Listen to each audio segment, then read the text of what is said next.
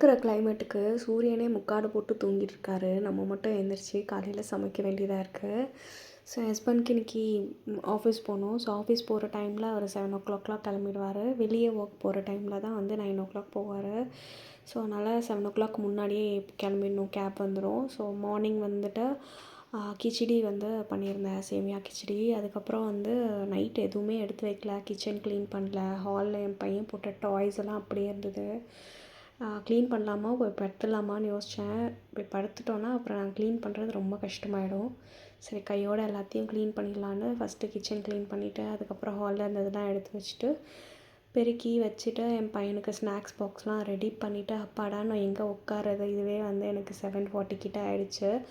அதுக்கப்புறம் என் பையனை எழுப்பி இன்றைக்கி வேறு வந்துட்டு வின்டர் சீசனுக்கு ஏற்ற மாதிரி ட்ரெஸ்ஸு போட்டுன்னு போகணுமா. ஸோ அவனை எழுப்பி குளிக்க வச்சு சாப்பிட வச்சு ஸ்கூலுக்கு அனுப்பியாச்சு. Happy living.